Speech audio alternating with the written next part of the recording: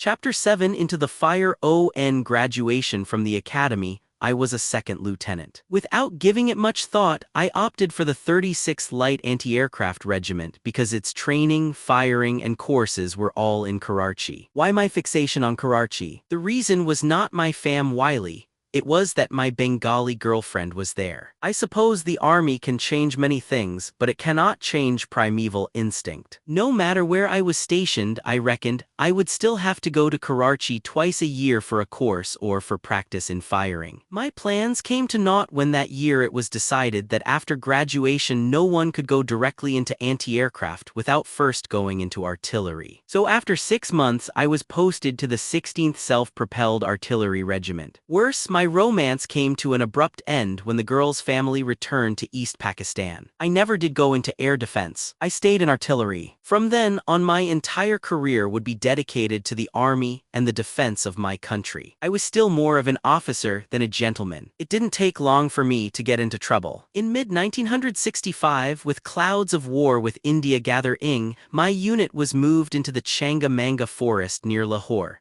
a train ride of about 24 hours from Karachi. The rest of the young officers belonged mostly to the Punjab, and it took them only a few hours to get home to see their families. I applied for 6 days leave to go to Karachi, and with a Sunday at both ends it would be effectively an 8-day leave. My commanding officer would have none of it. 44 into the fire 45 was too long, he said. I thought he was being irrational and insensitive. I defied his decision, bought a train ticket, boarded the Karachi Express, and went home for the 8 days. One of the officers slightly senior to me, Javed Ashraf Kazi, who retired as a lieutenant general and later became my minister for railways and then for education, phoned me and told me to return immediately. Otherwise, I would be in a lot of trouble on disciplinary grounds for being absent without leave. I refused and took the full 8 days off that I had granted myself. On my return, my commanding officer went ballistic and initiated court-martial proceedings against me. What saved me was the war of 1965, when India attacked Pakistan on all fronts and strafed a passenger train, killing many civilians. The Indian attack came on September 6. The war lasted 17 days and ended in a ceasefire sponsored by the UN Security Council,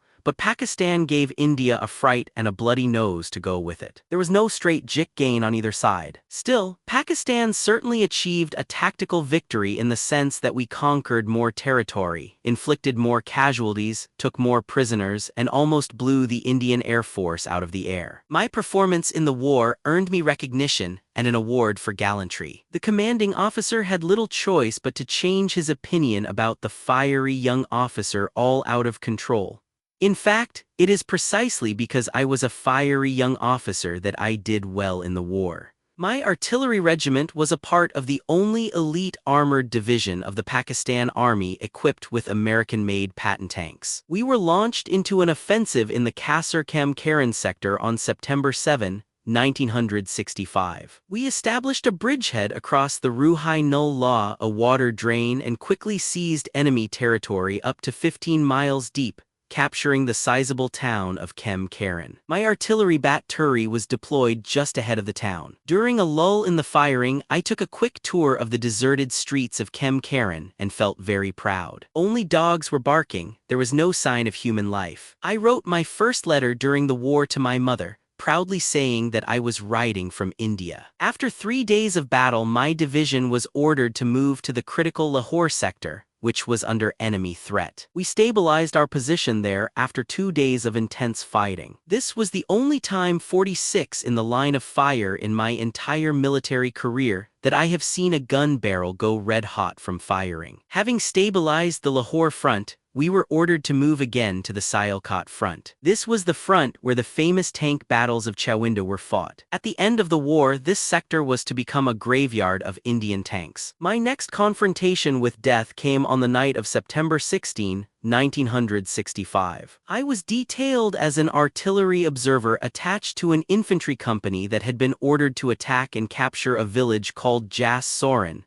situated on a mound. The company commander was my best friend, Lieutenant Billal. We were to attack at midnight. After preparatory movement in the dark, we went into a forming up place 800 yards, about 730 meters from our objective, where the company lined up in a formation for the final assault. Bilal and I impulsively embraced each other. This could be our last embrace, we thought. I brought the whole weight of our division's artillery fire on the village. Under cover of this fire we advanced, and finally charged the village, crying Allahu Akbar, God is the greatest. The artillery fire was very accurate and effective, keeping the enemy's head down. We braved the enemy's counterfire and forced them to beat a hasty retreat. We had accomplished our task. I felt great. Another significant action took place on the night of September 22. Our guns were positioned in a graveyard. An enemy shell hit one of our self-propelled artillery guns and set its rear compartment on fire. The flames leaped up toward the sky in the darkness of the night. The ready-to-fire shells on the gun were in danger of catching fire and bursting, setting off a chain reaction with all the other guns. It was a very dangerous situation. Hell, I thought. My gun battery could be blown to pieces, taking all of us along. I had to act immediately. There was no time to lose. While everybody took cover, a lesson that I had learned on the streets of Nazimabad came into play. I stood my ground, dashed to the blazing gun, and climbed into it. One brave soldier followed me. We saw 3 men of the crew lying in a pool of blood. Instinctively, I ignored them, in order to save the shells first. We took off our shirts and wound them around our hands for protection from the hot shells. One by one, we took the shells off the gun and threw them to safety on into the fire 47 the ground, hoping that they would not burst on impact. God saved us from that disaster. In the meantime, seeing me facing all this danger, all my men who had run for cover returned. Together we first put the fire out and then, sorrowfully, pulled out the 3 crewmen. I noticed that one of them was still alive. I took his head in my arms, but while I was trying to put a field bandage on his wound, he died. I will never forget it. Such are the brutalities of war. They leave a permanent imprint on the mind. I received an award for gallantry for saving lives and equipment. The brave soldier who helped me was also decorated for gallantry. I can never forget that night. These 2 actions changed the commanding officer's opinion about me. I should have been decorated with 2 awards for gallantry, but instead I received 1 award and the dismissal of the court-martial proceedings. The war ended on September 23, 1965, and I was promoted to the rank of captain soon after. In 1966, I opted for and was assigned to the Special Services Group SSG,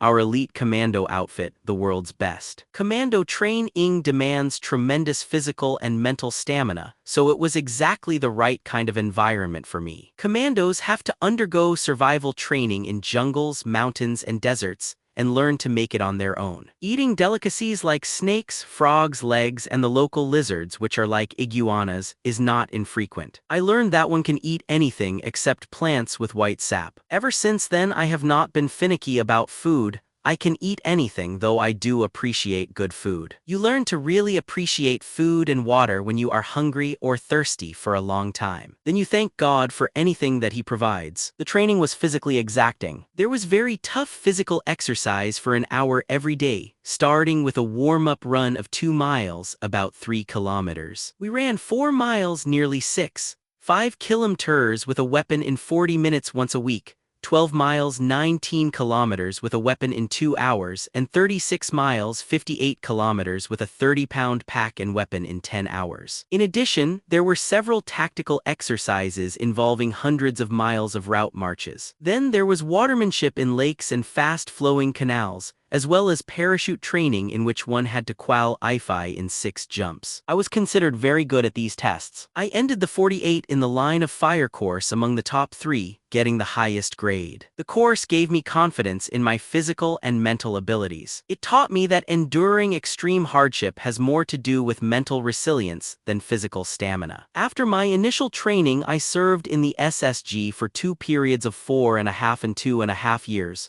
respectively, first as a captain and then as a major. When I look back on my service with the SSG, I feel that my self-confidence and my qualities as a soldier and a leader were all honed there. I felt physically very tough, mentally alert, and able to handle tough assignments with ease. The SSG provided me with ample opportunities to develop initiative and drive because it encouraged so much independence of training and operation. I developed my own, very innovative style of training the men under my command. I expected them to undergo several confidence-building and nerve-testing actions. One test was to hold a self-made grenade of plastic explosive with holes made at 3-second intervals in the time fuse. A new SSG volunteer was expected to throw the bomb when the spark of the ignited time fuse came out of the last hole just 3 seconds before exploding. Some got jittery and threw it prematurely. A second test was to run on a yard-wide iron beam 300 feet, 90 meters, high,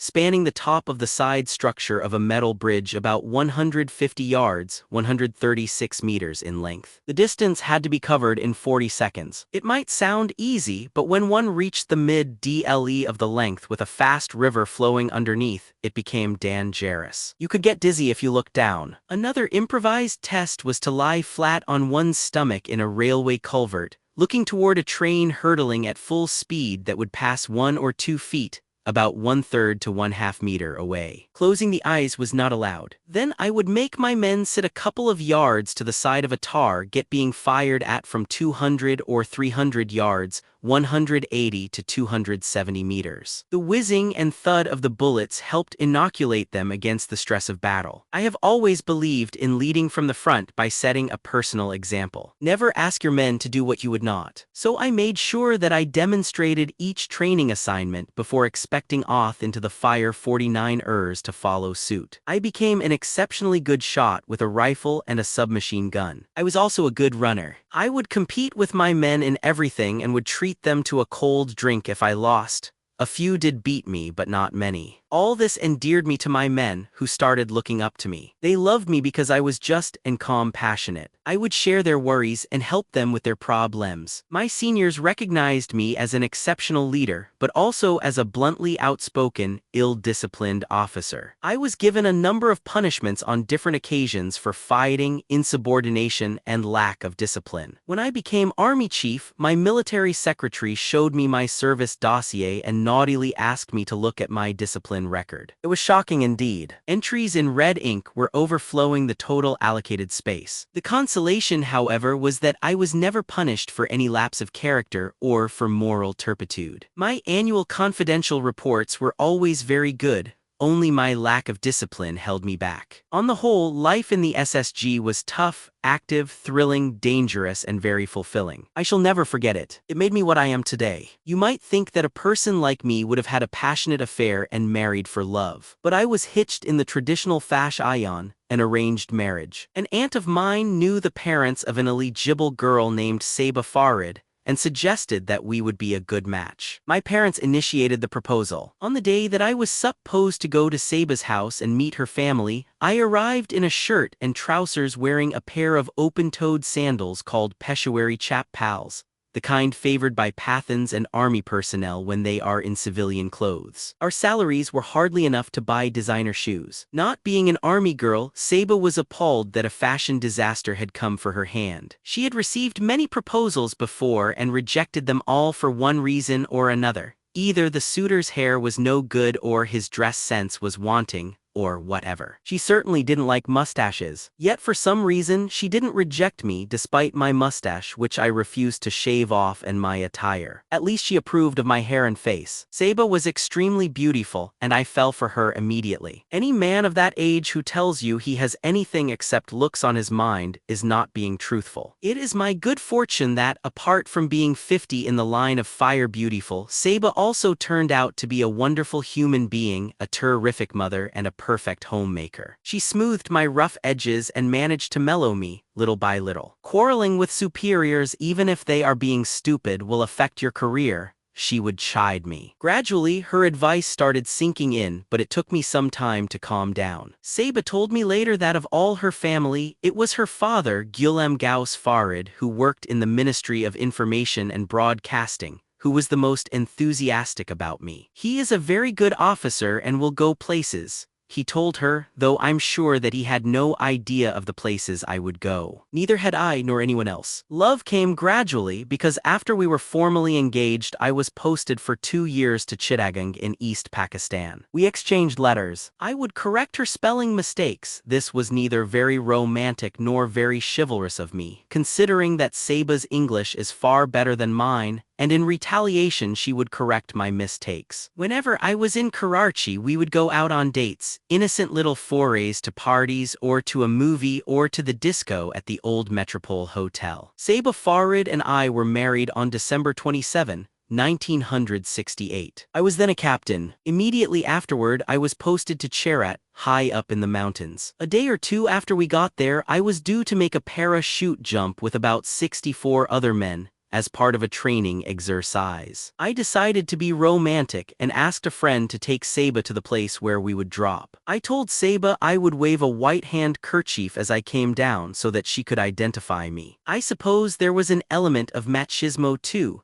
as I wanted to show off my bravery to my new wife. The whole scheme was well coordinated and executed. I carried my largest handkerchief and waved it vigorously. Saba did see me, and I loved seeing her wave back at me. Cherat is on a ridge. The tin-roofed houses and buildings on the ridge are 50 to 100 yards, 45 to 90 meters, apart from each other. It is full of snakes and wild animals, hardly a place for a new bride to begin married life. But that is what young army wives have to suffer. I had to go out one evening and returned at about 1 in the morning to find the front door locked. I knocked and knocked, but Saba into the Fire 51 wouldn't open the door. I became worried and broke a window to enter. Our bedroom door was locked too. I started banging on it. Finally, she opened it with a petrified expression on her face. There had been all sorts of scary noises coming from the tin roof creaking in the wind, so she had switched on the radio at full volume. Unfortunately, there was a horror program going on which terrified her even more. At the time, I was probably not as sensitive to her fears as I should have been. Becoming a father changed my happy-go-lucky attitude toward life. Suddenly, I was responsible for a little human being.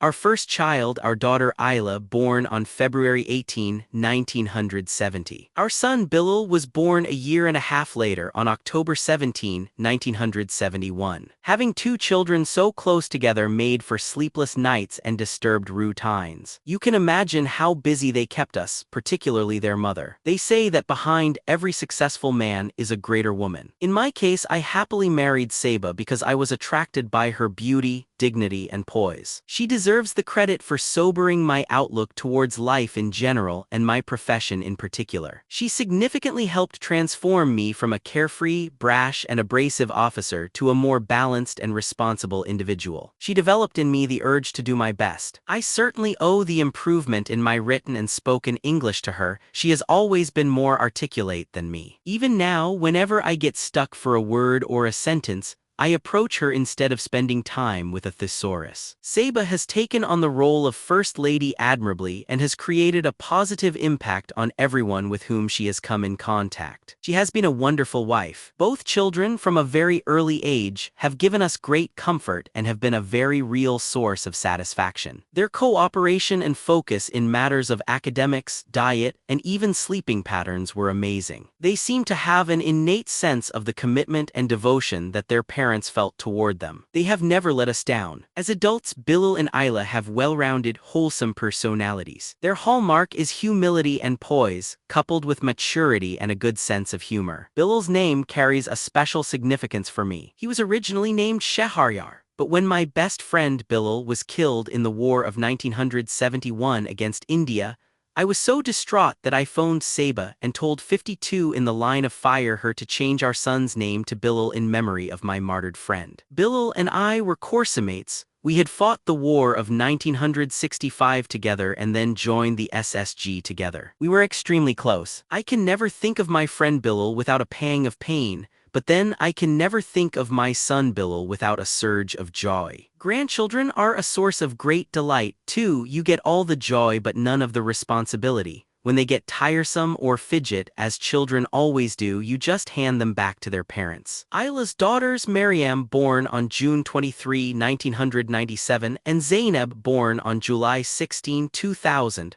are beyond infancy. However, Bilal and his wife, Iram, are having periods of disturbed sleep with young Hamza, born on September 18, 2003, and with their daughter Zoya, born on July 31, 2005. I will turn now to political developments in Pakistan. In 1970, before elections could be held, there was a devastating cyclone in East Pakistan, with winds of 120 miles (190 kilometers) an hour. It was accompanied by a huge tidal wave or tsunami, the worst of the 20th century, and left 200,000 people dead. The response of President Yahya Khan and his government was callous in the extreme. It took him quite some time to react. He did not even visit the devastated province for many days, and then only under pressure. The people of East Pakistan felt angry, alienated, and badly let down, as if they were a colony instead of part of the country. I am convinced that the government's attitude during this disaster reinforced the impression among the East Pakistanis that the Western wing didn't care for them, and that this brought many more voters behind Sheikh Mujibur Rahman's Awami League. Pakistan's elections of December 7, 1970 were among the most fateful in its history. The country still included East Pakistan, now Bangladesh, where more than half of our population lived. The actual winner of the voting was Sheikh Mujibur Rahman and his Awami League, with all its seats coming from East Pakistan. They got 160 of the 162 seats for the National Assembly from East Pakistan, out of a total of 307. The two largest provinces of Pakistan's western wing, Punjab and Sindh, voted for Zulfikar Ali Bhutto and his PPP, Pakistan People's Party, which got 82 of the 138 seats allocated to the four provinces in West Pakistan. Neither of them was represented in the other wing. To the Fire 53 immediately after the elections, Bhutto more or less declared himself prime minister, suggesting such bizarre ideas as two constitutions, one for East Pakistan and the other for West Pakistan,